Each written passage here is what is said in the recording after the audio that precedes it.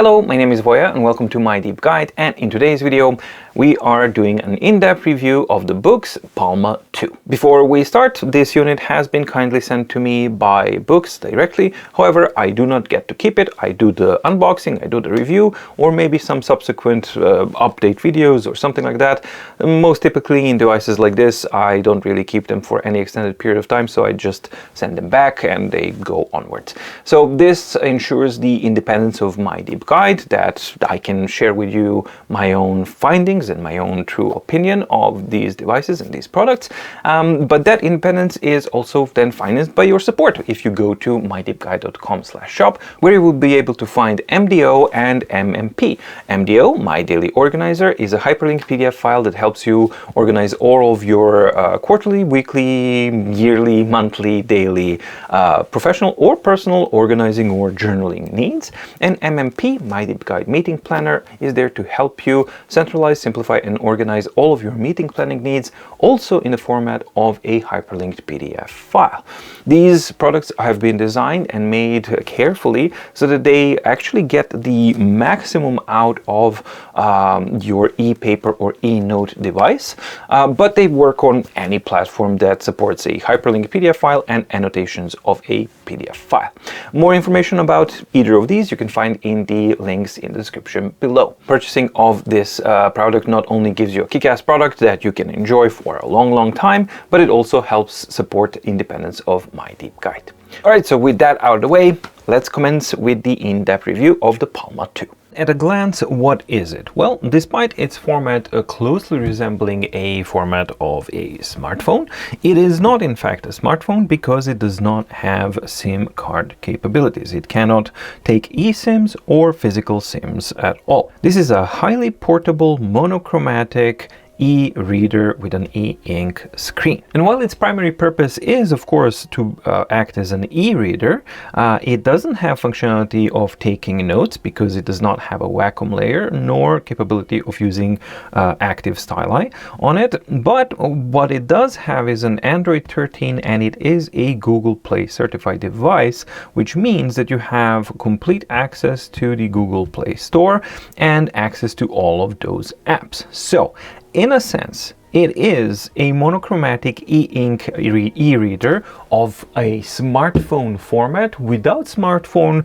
capabilities, but with most of the flexibility and capabilities that an Android smartphone would give you, sans the phone and SMS capabilities and also networking. Specifications of Palma 2 are very similar to Palma 1, so we have slightly upgraded or updated, more fair to say, Qualcomm octa-core CPU with the BSR technology enabled. So this is like the Palma 1, this is a BSR enabled GPU. What does that mean? Well, Boox Speed Refresh, that's what BSR stands for, is there to help with the e-ink display speed, but mostly it's for deghosting. So it's both speed and deghosting performance. So, those are two weak points of any e-ink panel, so that it has there. So that's the plus side. The negative side is that BSR technology is extremely power hungry, so the battery consumption on any BSR enabled device will be much higher than on a non-BSR enabled equivalent type of an e-ink device. It is equipped with 6 GB of LPDDR4 RAM. It has 128 GB of storage, which is expandable via the micro SD card slot here. It has a 6.13-inch HD card to 1200 glass e-ink screen with a flat cover lens. Resolution is 1645 by 824, which amounts to 300 ppi. It has capacitive touch, no Wacom layer, so no writing capabilities. It does have a dual front light with both warm and cold light colors and intensity control on both of them. And of course, you can turn it off if that's what you want. Then it supports wireless connection of both 2.4 and 5 GHz standards. Bluetooth 5.1 has a 3950 mAh polyamp battery. Power button, this time it comes with the fingerprint sensor, which is one of the improvements over the Palma 1.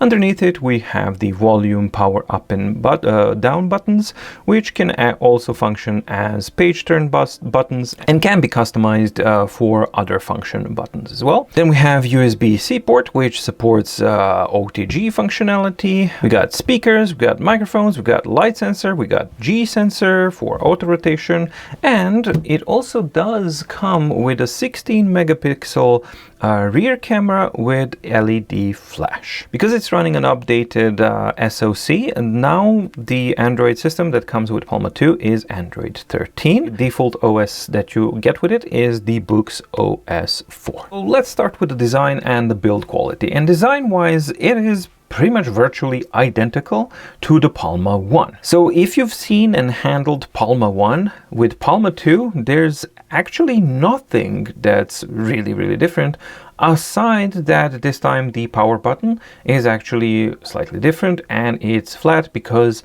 it does have the fingerprint sensor on it. Other than that, everything else remains pretty much exactly the same.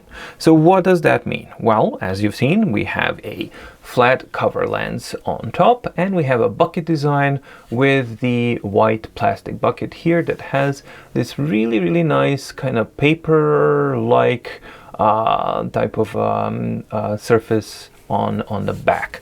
This surface is really pleasant to the touch. It actually feels a little bit like paper until you start scratching it, but under the fingertips it does actually feel like a carton or kind of papery, which is very pleasant. The only thing that kind of bugs me a little bit is the difference in colorations, because the frame of the screen is trying to match the grayness of the screen, and that's nice. I like that. However, then you have this kind of really stark contrast into pure white. Personally, I think that it would be nicer looking if the back actually matched this color on the front as well. However, that being said, this is not ugly looking or anything like that. I think that it's just a matter of a personal preference.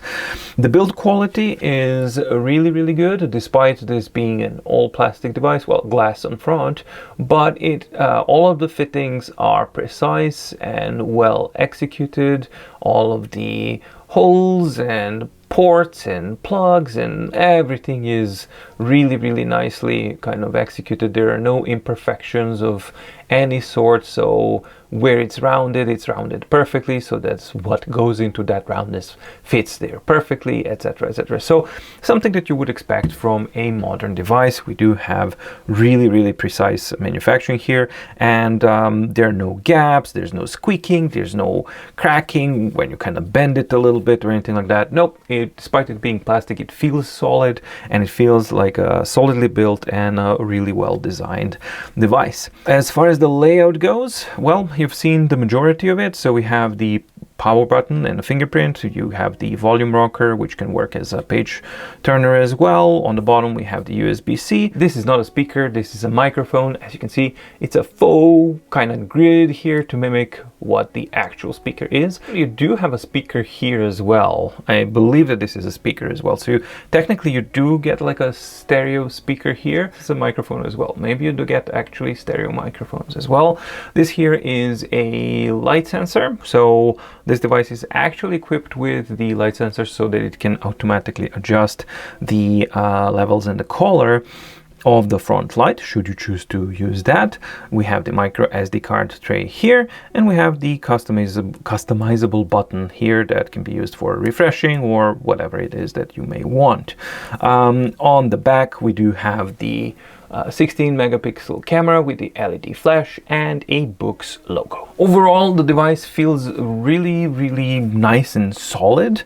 Ergonomics are good, and it's laden with buttons all around, and it does have this kind of nice layout for a smartphone type of device. And this is where I think things can get a little bit, well, I think it's gonna be on a personal basis. For me, my biggest problem with Palma is none of these things. The only problem that I have with Palma is the format or aspect ratio of the screen. While this screen format really works well for smartphones, for media consumption and things like that, or here for swiping and for reading things, for a dedicated e-reader, it works, but only in very specific set of circumstances. In other sets of circumstances that you would also expect an e-reader to work well in, I think that or I personally find that this aspect ratio doesn't really fit well, and you'll see more on that later on. However, overall, build quality and design, I think they're really good, handy buttons, and there's nothing inherently bad that I've actually noticed in the design of or execution of the Palma 2. In this section of the video, I want to focus on the image quality and the rendering of relevant content that you may be interested in. Now, since Boox devices have different refresh modes, and these refresh modes vary depending on which app you are using, and you can do your ebook reading, dedicated just ebook reading on the Palma 2 in several different ways, I wanted to cover that range and show you like what it looks like. So this is actually just a standard non-DRM ebook opened in the eReader. I'm flipping between these pages so that you can actually kind of see what the ghosting is between these two here. And even though you're just seeing a remnants of an image here, the whole point here is that you have this blank section where there was text, and you can see that when we move over here, there's truly a minimal amount of ghosting, if any at all. And similarly, you can see that when we go from introduction, there's no really ghosting there whatsoever that you can speak of. So ghosting performance in the eReader in the standard refresh mode is really good. Now, if I go into a different refresh mode, which is going to be, well, I can move it here into the frame so you can see. So when I move it up here, so now we were in Regal refresh mode. There we go. And we can now switch to speed mode, which speeds things up, but also should introduce some more ghosting. So we can just focus on this dude here, and then we can flip here, and you can see that it's dramatically faster, right? Which is really good, but the image quality has degraded a little bit. However, when you're degrading, when your starting point is 300 ppi and then you apply a little bit of degradation, that's actually a good place to be, because you are getting a nice kind of a balance of compromises, because you get both speed and you get quite an acceptable level of quality in the fonts themselves, and the deghosting is not that bad. However, the way the BSR works is actually quite good, because if you look at this section of introduction, so when I switch to the next page, you're going to see a little bit, and then it quickly fades away. Similar with here. So we can see like, okay, so here we have this text here. When I flip to the next page, where it's going to be blank, you're going to see a little bit of remnants, and then it's very quickly kind of picked up and deghosted.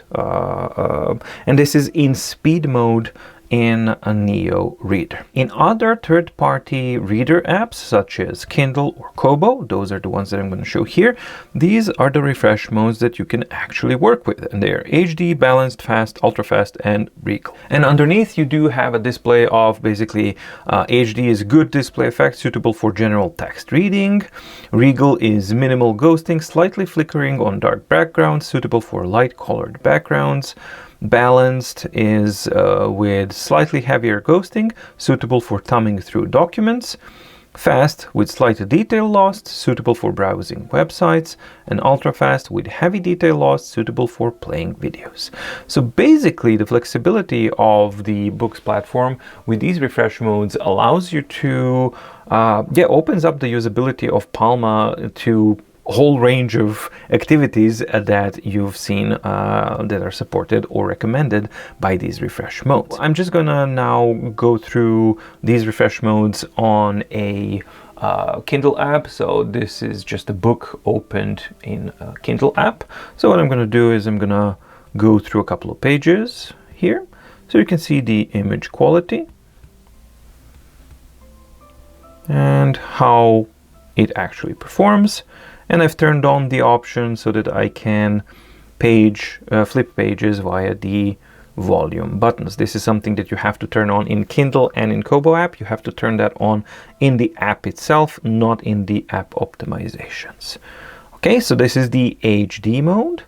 Then if we switch over to balanced, we can have much better performance, so much so that we actually get to see the animations. But if you don't want to use animations, you can use the page buttons here, and then you can see that performance is quite fast, while the details are still retained and quite good. So now let's switch over to fast. Let's see what we get here. Yep, we're getting to be, well, faster. And when we're using the buttons, yep, so, but we are seeing increased amount of ghosting and detail lost further along the line we go. But even for fast, I mean, this is really nice and clean for an e-ink screen that delivers this level of speed.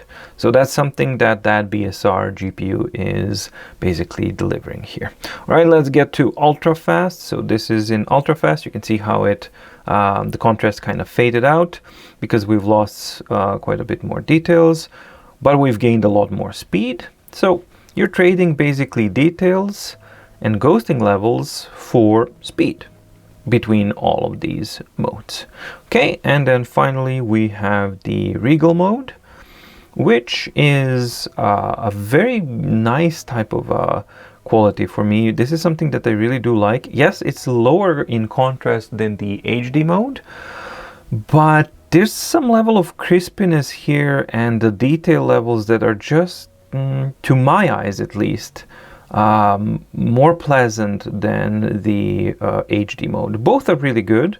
I think that this just comes down to a personal preference, and Regal mode is definitely the slowest in refresh methodology, but it's also the cleanest as far as the ghosting goes. So just so you can see the difference between Regal. So this is Regal. I'm gonna switch now to HD.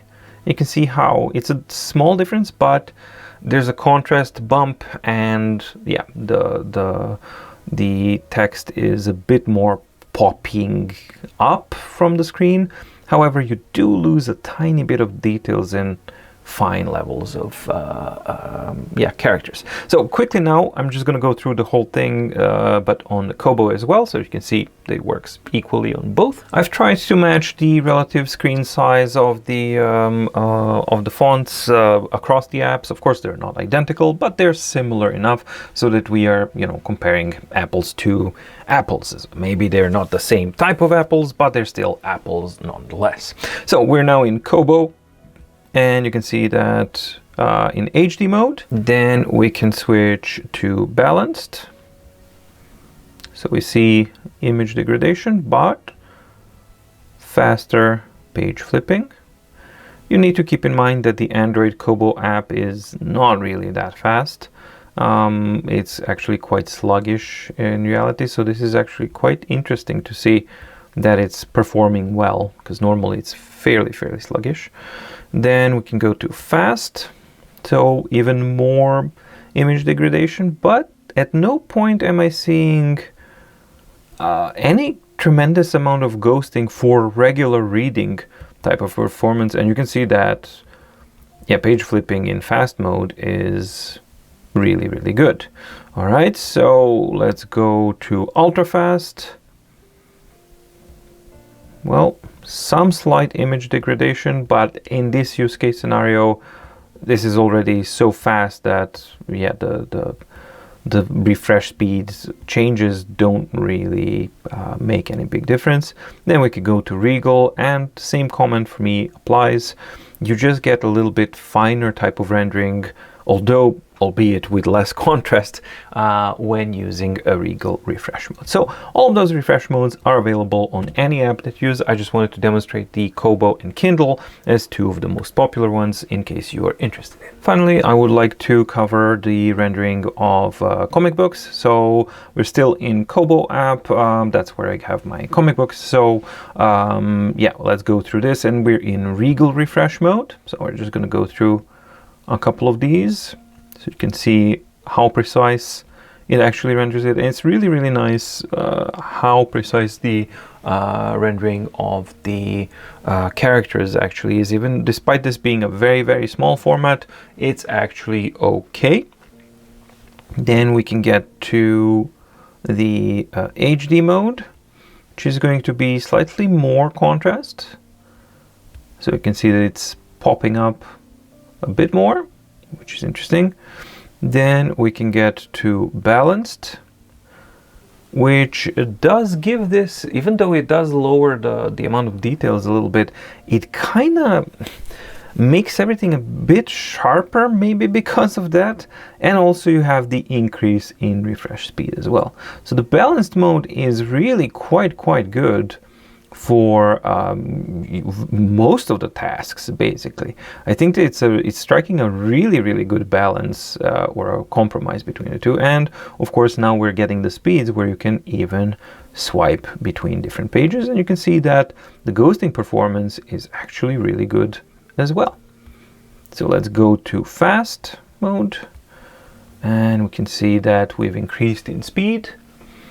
We lost some of the details, but I think that the details levels are still really good, and they allow for you to actually see all of the details that are relevant, and the ghosting is still not an issue in this type of use case scenario either.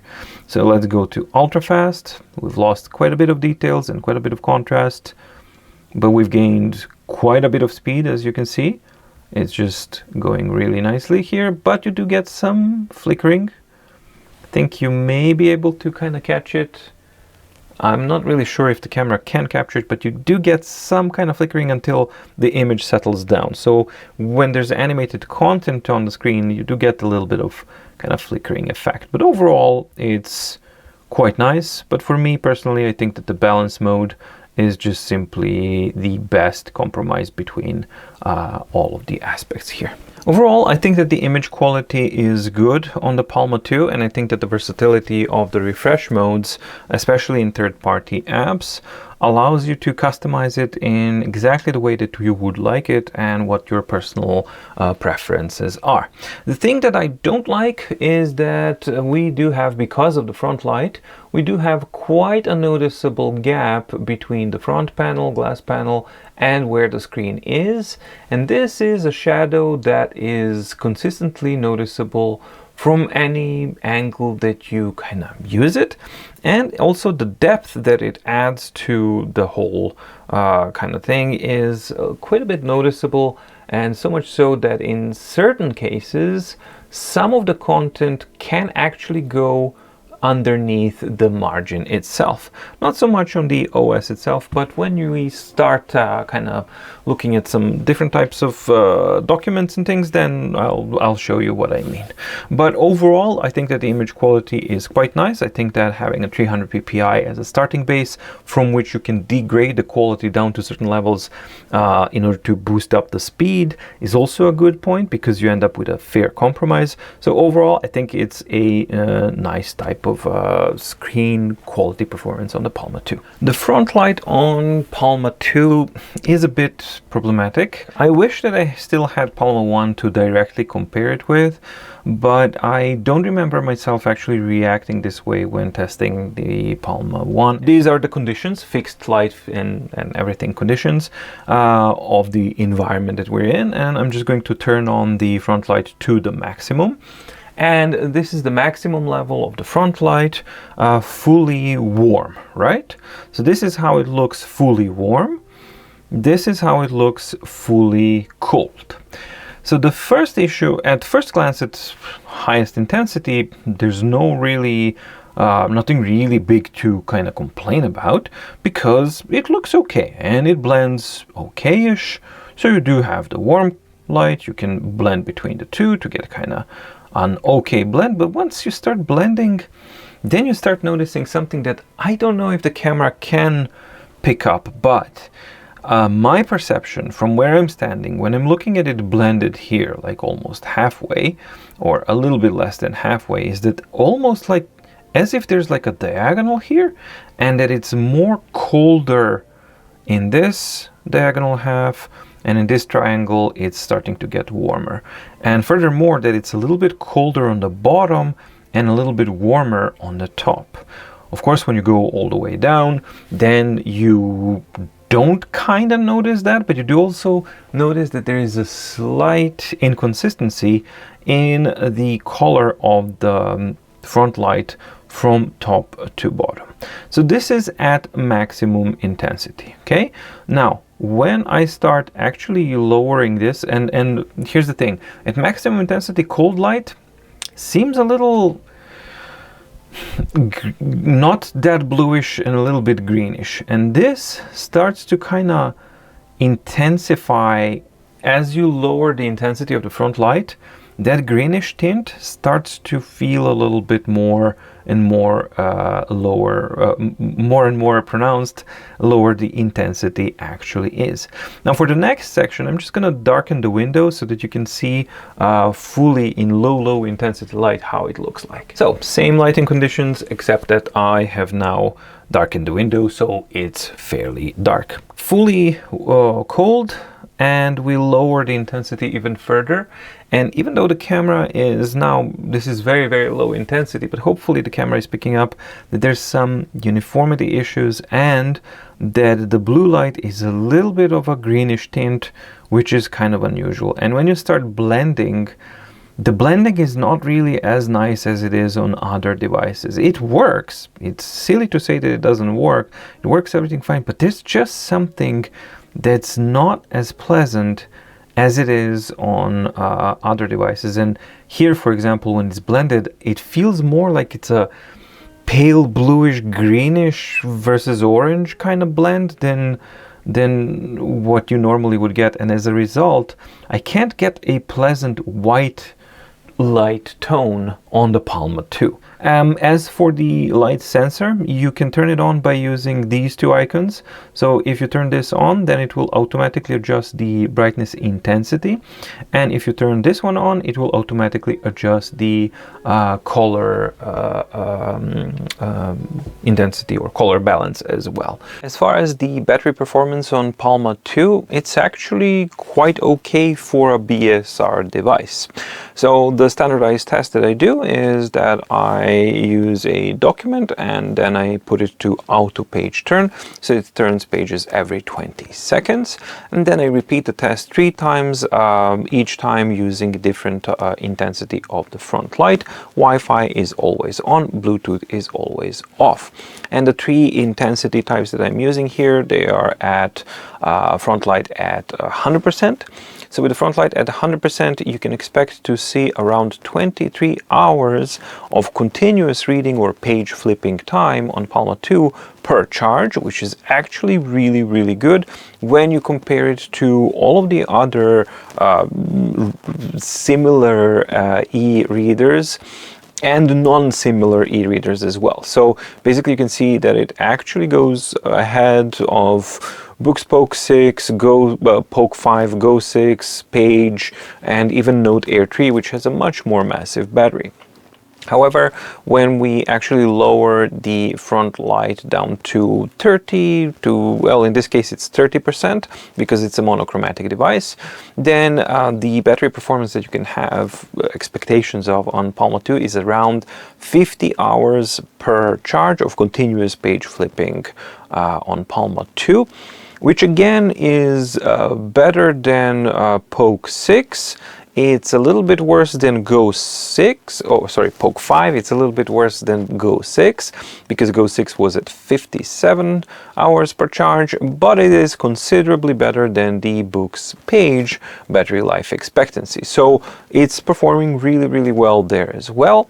And when you turn the front light all the way off, then it's still okay because it's at around 60 hours or maybe even a little bit more, but let's say conservatively around 60 hours per charge of continuous page flipping performance, which you can see that Go 6 had an anomalous reading there, so yeah, that one's not really meaningful, but you can see that Poke 5, for example, was at 33 hours, and both Page and Note Air 3 shot up all the way to 100 hours.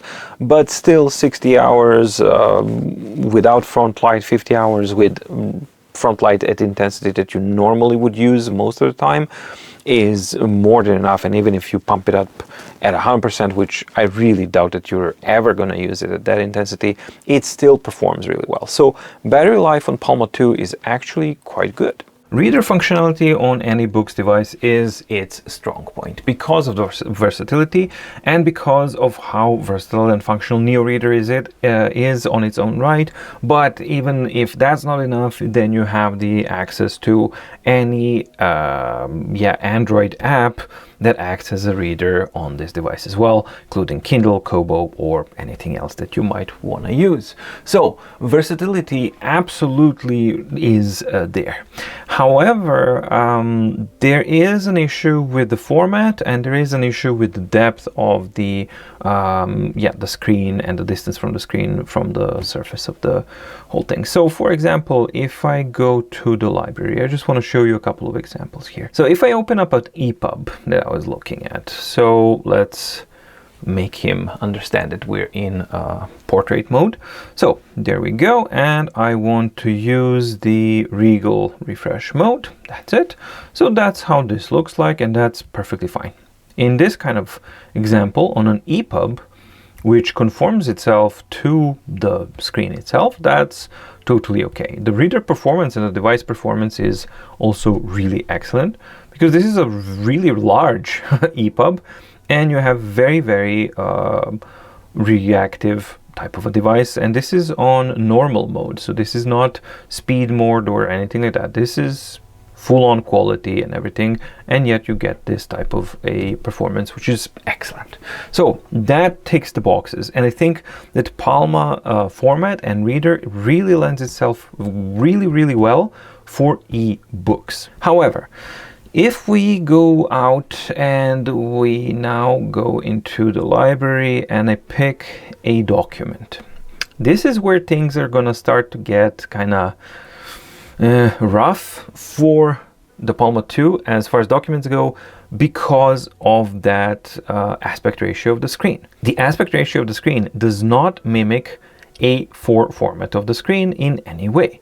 It is way longer or taller than it is wide. So that means that if you want to use Palma 2 for document reading and working with documents, you are consistently going to have unused spaces on the top and the bottom. And basically, you're going to end up using roughly around 70% of the screen or something like that, while the rest is kind of bad. The performance is good. I mean, you can definitely zoom in, and again, the device reacts really well, and you can do all of these things, but again, this format not that great. Now, eReader, you do have a lot of formatting options, which is great. So here you can say like, okay, well then let's just fit with. But that in itself is not really going to help much because of that aspect ratio, because normally on a normal eReader you use fit with and everything's fine because the eReader screen aspect ratio closely resembles its 4:3. Normally it's 4:3 aspect ratio, and that normally resembles fits an A4 paper, therefore fits document PDF documents much better way. That is not true on the Palma. All right, so what can you do? Well, you can always switch it to the portrait mode, and then you do have a very usable option, but again, that aspect ratio is problematic. So certainly, yes, is there a way that you can use PDF documents on a Palma? Yes, there is, But it's gonna look, more often than not, it's gonna look like this. Because in the portrait mode, depending on the document, it's not gonna be something that you're gonna be comfortable to use. So in at least my kind of case, I ended up using it much more in the landscape format, and certainly with the fit with option, that works, and that just speaks to the versatility of the eReader. So now I've turned off the auto rotation so that I can actually tilt this and bring it close to the camera to see the other problem, and that is that the content that is displayed on the screen in these modes, when you actually use fit screen mode, is more often than not going to end up underneath one of the covers or margins or bezels of the screen. Well, and considering that you are most likely going to use it in the landscape mode for documents, that means that that distance between the screen, that the text is going to go underneath the frame and beneath the frame on the top and on the bottom. And that again is not really, it's a suboptimal type of reader experience. The last thing I wanted to cover is the image quality rendering on the Palma, and I'm using my standard document that I'm normally using here. So let's just get rid of the banding here. So let's go to contrast and image smoothing on. There we go, nice and smooth. And let's make sure that there's no text enhancements here, and that the settings are, well, fit with, that's the best we can do. So this is basically the settings that we have, and this is the image quality that we do have. This is a super mega tiny type of font, but it does still render, well, when auto rotation is not on, it does still render in a good way and a clear way that if you had like a, I don't know, eagle-eyed vision, you would be able to see it on this type of a small screen. Technically speaking, the characters are rendered well. The colors or the shades are rendered really, really well. And there's nothing technically wrong with it except for the image format or the aspect ratio of the screen, because this is exactly what I've been talking about, which is on this format, you are consistently you're not able to utilize a huge portion of the screen itself. And that is a detriment when considering Palma 2 to use it as for document reading and processing of documents. That being said, again, of course, you can just flip it to the landscape mode and then you can read, but that's not really optimal when you're looking at a big image and you want to take on a whole picture. But for reading purposes, yes, for reading purposes, it functions. The same thing that I talked about in the previous document, it just spans across any type of document that you use on the Palma 2. And furthermore, let's get down to here. There we go. So you can see that the content does go on under the edge here, even in portrait mode. And furthermore, because of the depth between the screen, the shadow that falls, it actually falls onto the content here. Now, of course, this can be remedied if you turn on the front light and things like that. But yeah, these are the realities of using Palma 2 as a document reader, and as such, because of these limitations, I think that it doesn't really lend itself well for that type of use. It can do it, but with these limitations in mind. All right, so one of the things that Boox Palma has, and 1 and 2, they have the camera here with an LED flash, and you do have the camera app itself, I think somewhere. There we go. There's the camera app, and then I can just, I don't know, take this thing here, for example. I can fire up the camera, and it works like any kind of Android camera that you normally would use. And seemingly it starts to kind of look normal, right? let's try and get over the fact that the user interface hasn't been really optimized for a monochromatic screen. You really need to kind of figure out what it is what's the mode that you are in, because there's no colors, so that kind of stuff. Okay, let's glance over these things. They are limitations, yes, but that's not necessarily a deal breaker. However, what is a problem for me is that there is a problem with focusing on with the camera on the Palma 2. And no matter what I do, more often than not, I will end up with a defocused image. I'm going to show a couple of image examples here that I've been taking with the camera app, right? So this is the camera app, and these are the images that I've took with this with the camera from the Palma 2. And you can see that some are out of focus and they would never get to focus no matter what I try to do. Others would get to be focused. What I've noticed is that if you bring the subject closer the subject is to the camera, better the performance is. Further the subject is, more focus problems there will be. All right, so that being said, I obviously understand that this is not for taking photographs. Yeah, you can take a photo and you can maybe do something with it, but it's really not a good camera and it's not really for that type of use. So you have it, and if you really needed to use it, sure.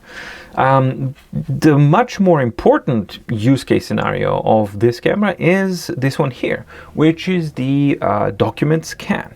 And that is a dedicated app that also will get you into a camera mode.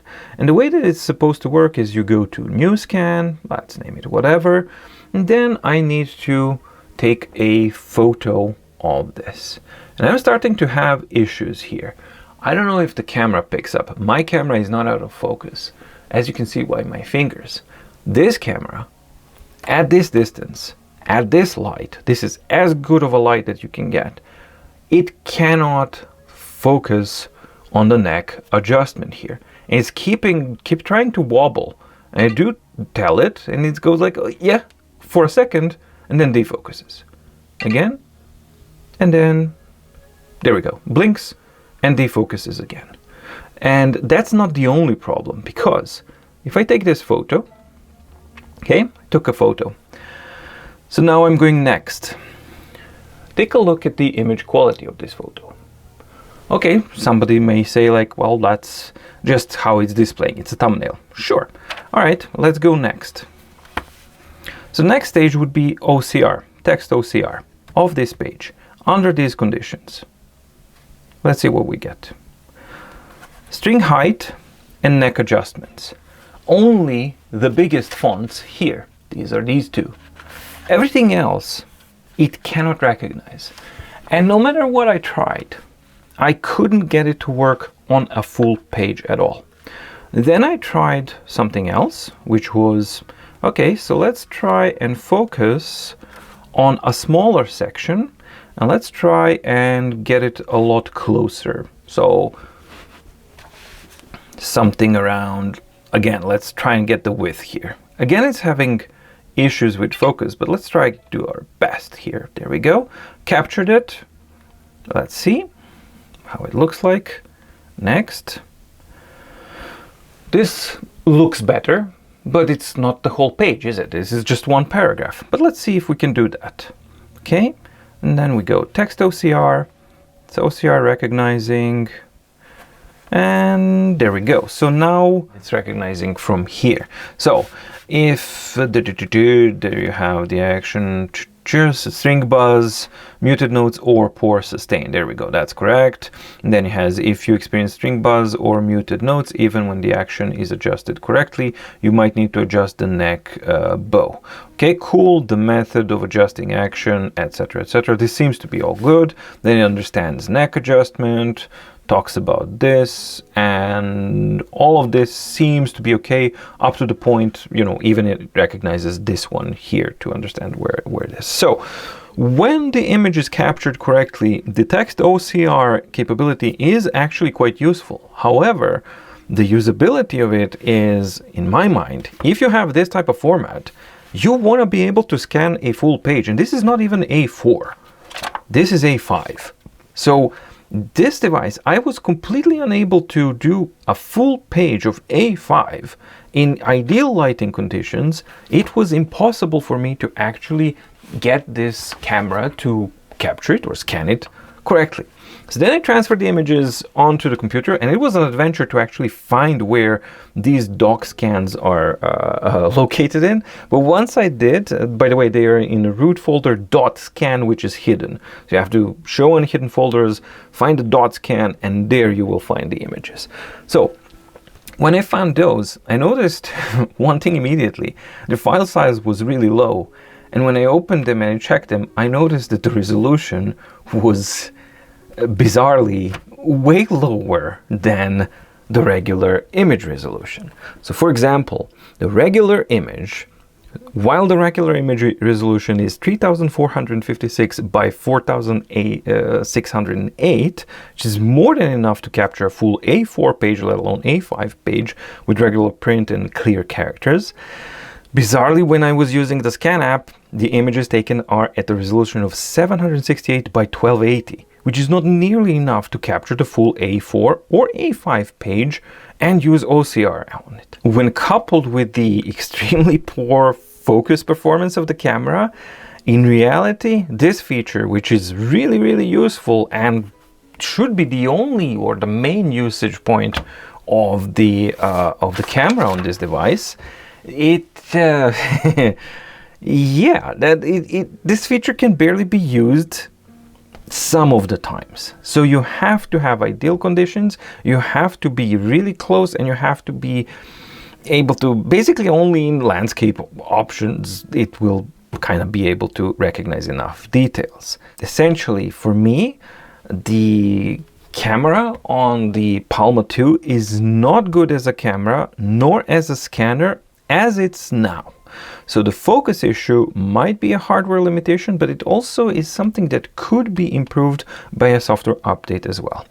The bizarre decision to use the uselessly tiny resolution for capturing images of the OCR recognition is something that can definitely be improved via a software update. However, until these two main issues are resolved, the camera on Palma 2 is, as far as I perceive it, pretty much borderline useless both as a camera and as a scanner, unfortunately. And we get to the final point of this review, which would be the versatility of the Palma 2.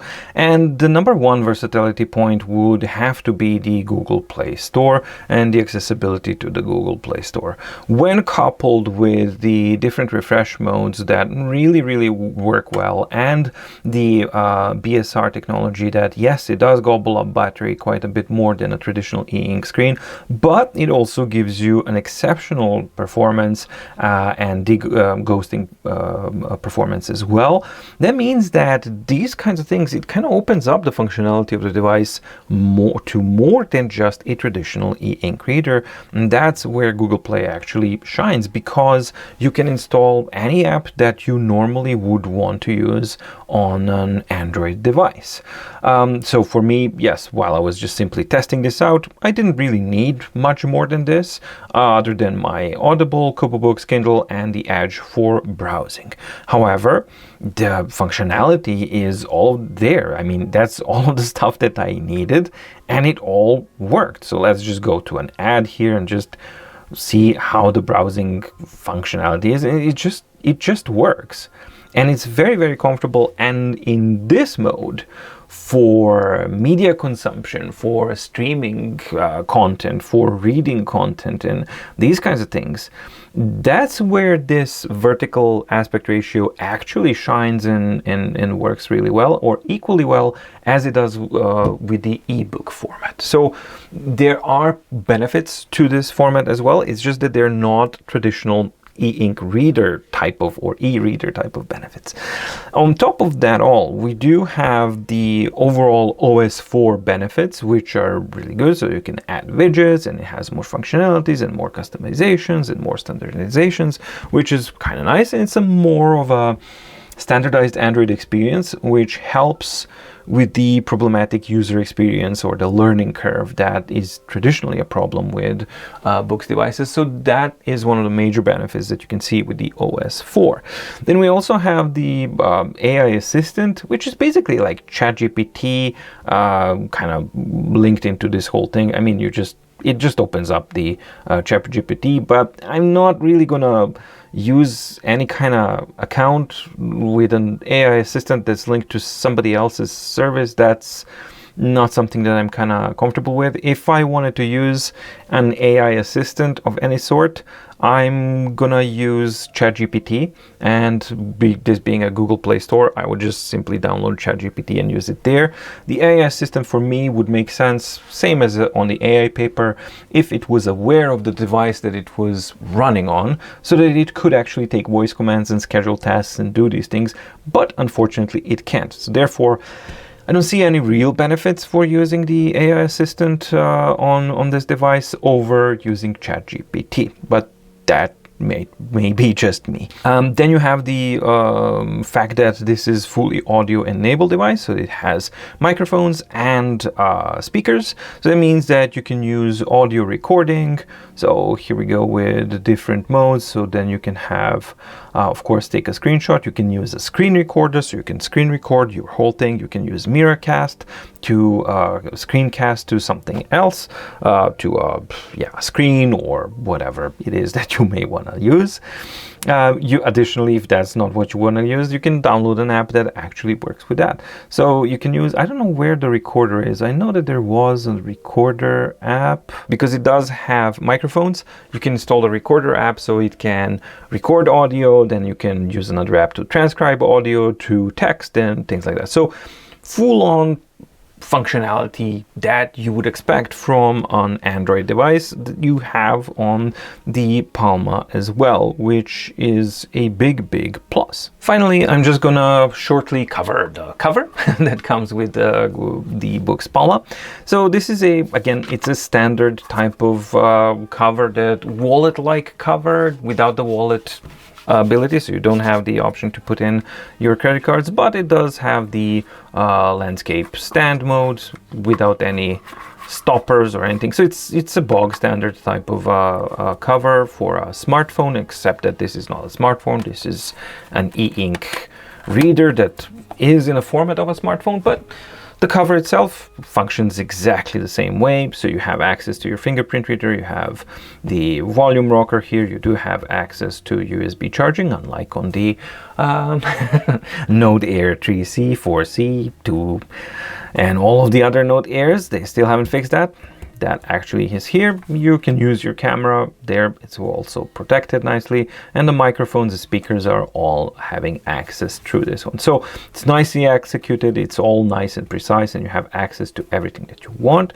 Another thing that I'm not really a fan of is that we start adding yet another shade that's not really matching either the whiteness of the back cover or the grayness of the front cover. So it's just another type of almost beige color. It's a nice beige color overall, and it's a nice package overall. Not really much heavier or lighter than a standard, or it is actually lighter than a standard smartphone, but yeah, overall it just kind of works. So yeah, I mean, you can use it in landscape format like you would normally, and that's pretty much it. There's nothing really special about it. It just works. All right, it's conclusion time for the Boox Palma 2, and as usual, let's start with the cons. And the first con for me would be the screen format or the aspect ratio, and mainly that this aspect ratio doesn't really ideally lend itself to document reading. Yes, it's fine for browsing, and it's more than fine for ebook reading, which can reformat itself freely, as we've shown in the video. However, PDF files and mostly documents, they are not as flexible of a format, and yet they are also meant to be in an A4 format. And as you've seen more often than not, when you're actually using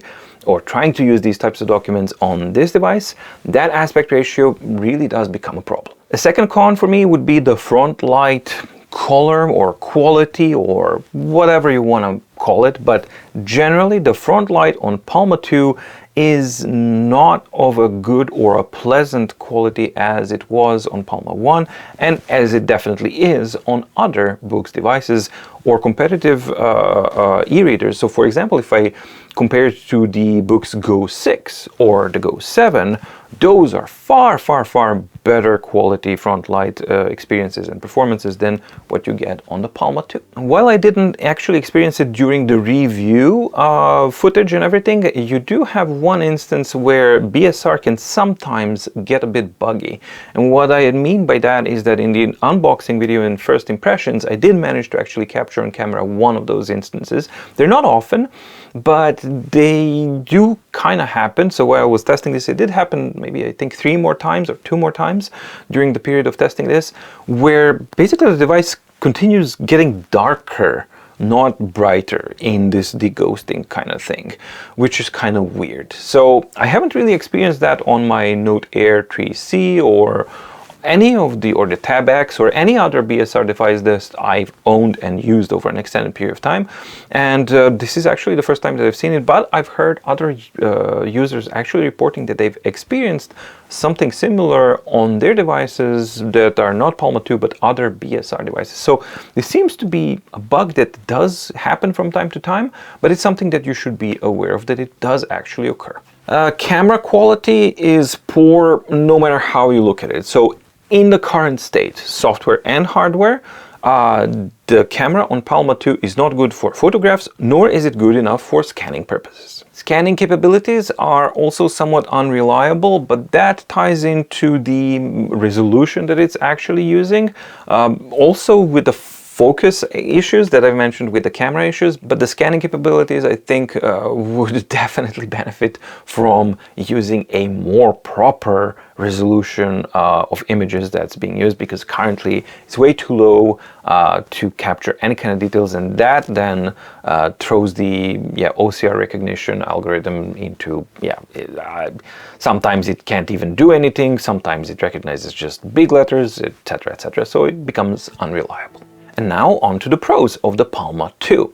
And the first one for me would be the format itself and the build quality. It's lightweight and it's very portable and it's very, very nice to the touch. I think personally, despite me not actually being a fan of the color scheme of white and gray and all that kind of stuff, but even that doesn't really bother me enough to sway me from the opinion and the observation that I think that overall, Palma 1 was a good looking device. Palma 2 is also a very good looking device. Screen performance is very, very good in all refresh modes, especially when using eBooks and things that are basically well suited for this aspect ratio or the format of the screen. Fingerprint scanner, while not something that applies directly to me, I know that it will be a welcome addition to majority of users, so it's a good thing to see that on a Palma 2.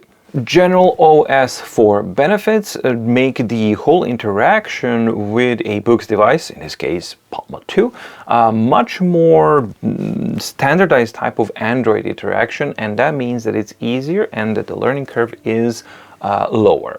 Granted, it's not completely eliminated, because still when you go into eReader or you go into the depths of Boox functionalities, you do still have remnants of where is what and kind of jumbles of menus and things like that. That's still there.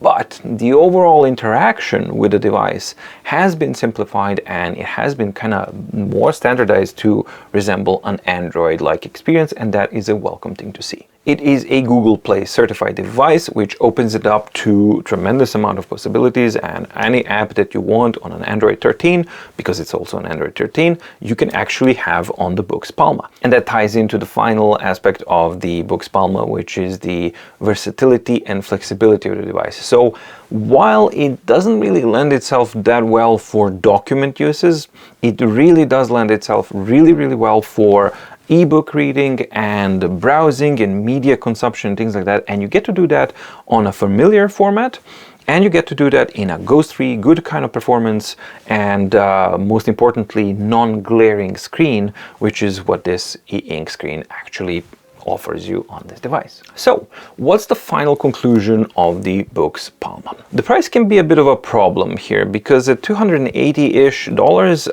it's quite a lot for something that's very, very niche and very, very kind of narrow and specialized. That price actually becomes a bit more of a problem when you take into consideration that Palma 1 is about $20-30 cheaper.